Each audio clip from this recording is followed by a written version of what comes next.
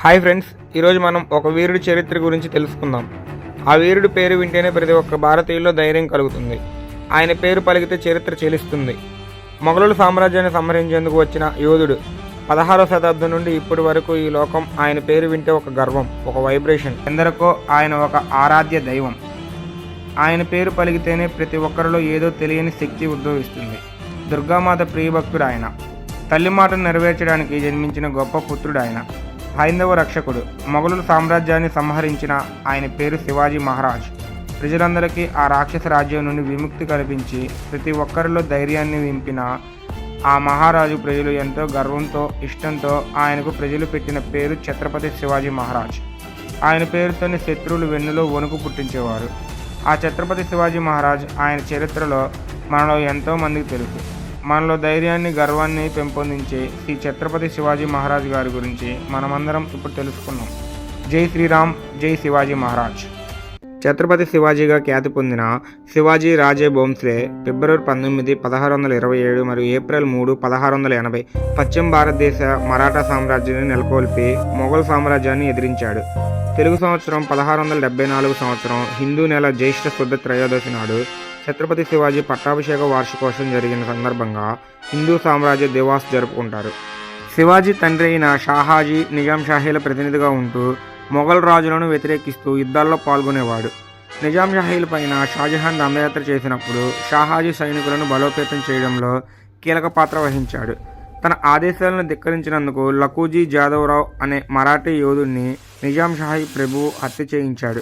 ఇది నచ్చని షాహాజీ నిజాం షాహీ ప్రభువు పైన తిరుగుబాటు బావుట ఎగరవేసి స్వాతంత్ర మరాఠీ సామ్రాజ్యానికి నాంది పలికాడు. శివాజీ క్రీస్తుశకం 1630 ఫిబ్రవరి 19వ సంవత్సరం వైశాఖ మాసపు శుక్లపక్ష తదియ నాడు పూణే జిల్లాలోని జున్నార్ పట్టణం దగ్గర శివనేరి కోటలో షాహాజీ జిజియాబాయ్ దంపతులకు జన్మించాడు. వీరి మహారాష్ట్రలోని వ్యవసాయం చేసుకునే భోస్లే కులానికి చెందినవారు. శివాజీ తల్లి జిజియాబాయ్ యాదవ్ క్షత్రియ వంశంకు చెందిన ఆడపడుచు.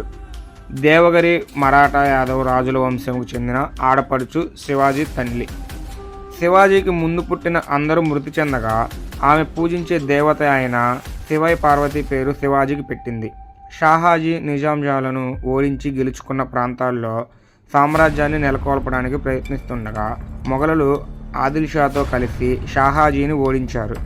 ఆదిల్ షాతో సంధి ప్రకారం షాహాజీ ప్రస్తుత బెంగళూరు ప్రాంతానికి జాగీరుగా పొంది పూణే వదిలి వెళ్లవలసి వచ్చింది. షాహాజీ పూణేలో తనకున్న జాగీరాను వదులుకోవాల్సిన అవసరం లేకుండా ఒప్పందం కుదుర్చుకున్నాడు. షాహాజీ పూణేలో తన జాగీరా వ్యవహారాలను తన భార్యకు అప్పగించి యువకుడైన శివాజీకి రాజనీతి వ్యవహారాలు నేర్పడానికి కొందరు ముఖ్య అనుచరులతో కలిసి ఒక విభాగాన్ని ఏర్పాటు చేసి తాను బెంగళూరు జాగీరాకు వెళ్ళాడు. శివాజీ తల్లి అతని పుట్టిన భూమిపైన, ప్రజలపైన ప్రేమ కలుగునట్లు విద్యాబుద్ధులు నేర్పింది. చిన్నప్పటి నుండి భారత, రామాయణ, బలిచక్రవర్తి గాథలు చెప్పి వీరి లక్షణాలు మొలకింపచేసింది. పరమత సహనం, స్త్రీల పట్ల గౌరవం తన తల్లి వద్దనే నేర్చుకున్నాడు. తన తండ్రి పొందిన పరాజయాలను క్షుణ్ణంగా అధ్యయనం చేసి అనతి కాలంలో శివాజీ యుద్ధ తంత్రాలతో నిష్ఠితుడయ్యాడు. సకల విద్యలు తెలుసుకున్న శివాజీ మరాఠా సామ్రాజ్య స్థాపనే లక్ష్యంగా తన వ్యవహారాలు మొదలుపెట్టాడు. 17 ఏళ్ల వయసులో శివాజీ మొట్టమొదటి యుద్ధం చేసి బీజాపూర్ సామ్రాజ్యానికి చెందిన తోర్నా కోటను సొంతం చేసుకున్నాడు. మరో 3 ఏళ్లలో కొండన్ రాజ్గఢ్ కోటను సొంతం చేసుకొని పూణే ప్రాంతాన్నంతా తన స్వాధీనంలోకి తెచ్చుకున్నాడు. శివాజీ తమ కోటను సొంతం చేసుకోవడం చూసి ఆదిల్ షా మోసపూరితంగా శివాజీ తండ్రి అయిన షాహాజీని బందీ చేశాడు. తర్వాత శివాజీని బెంగళూరులోనే ఉన్న శివాజీ అన్న అయిన సంభాజీని పట్టుకోవడానికి 2 సైన్యాలుగా పంపగా అన్నదమ్ములు ఇరువురు ఆ సైన్యాలను ఓడించి తమ తండ్రిని బంధ విముక్తిని చేయించుకున్నాడు. అప్పుడు ఆదిల్ షా యుద్ధ భయంకరుడుగా పేరు పొందిన అఫ్జల్ ఖాన్ను శివాజీ పైకి యుద్ధానికి పంపించాడు. ప్రతాప్గఢ్ యుద్ధం.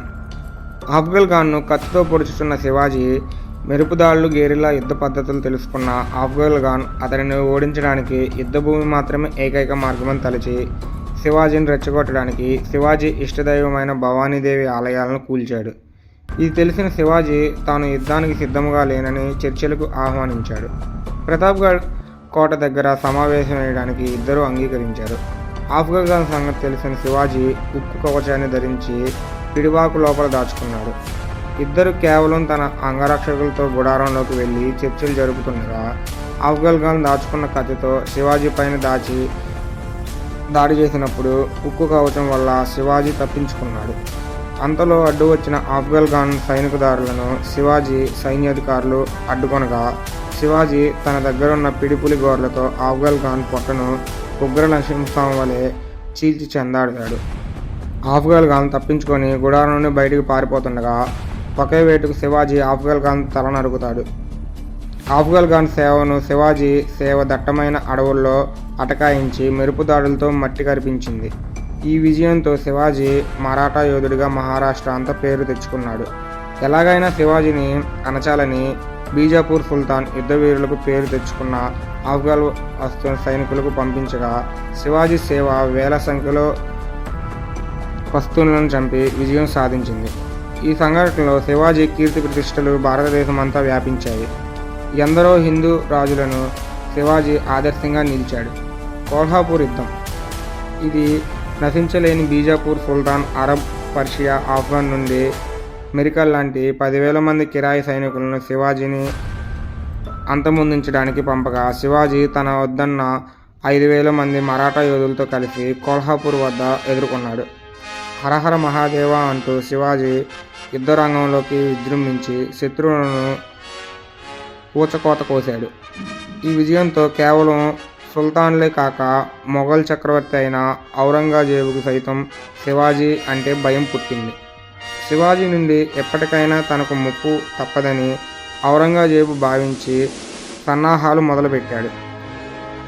తన మేనమామ షాయస్తా ఖాన్ను శివాజీపై యుద్ధానికి పంపాడు. పవన్ఖండ్ యుద్ధం. 2 సార్లు పరాజయాన్ని ఎదుర్కొన్న ఆదిల్ షా మూడోసారి సిద్ది జోహార్ అనే పేరు పొందిన సైన్య అధ్యక్షుడికి అపాయమైన సైనిక ఆయుధ బలగాలు అందించి కోల్హాపూర్ పంపించాడు. ఆ సమయంలో కోల్హాపూర్ దగ్గరలో ఉన్న పన్హాలా కోటలో శివాజీ కొన్ని వందల మంది అనుచరులతో ఉన్నాడు. సిద్ది జోహార్ విషయం తెలుసుకున్న శివాజీ ఎలాగైనా పన్హాలా కోట నుండి తప్పించుకొని తన సైన్యం మొత్తం ఉన్న విశాల్గఢ్ కోటకు చేరుకుంటే యుద్ధం చేయవచ్చు అనుకున్నాడు. కానీ ఎప్పటికే పన్హాలా కోట చుట్టూ శత్రు సైన్యం ఉండడంతో తాను యుద్ధానికి సిద్ధంగా లేనని దయతలచవలసిందిగా సిద్ది జోహార్కు వర్తమానం పంపాడు.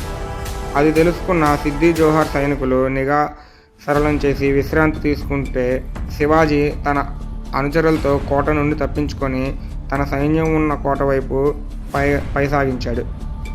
చివరి క్షణంలో అది తెలుసుకున్న సిద్ది జోహార్ తన బలగాలతో శివాజీని వెంబడించసాగాడు.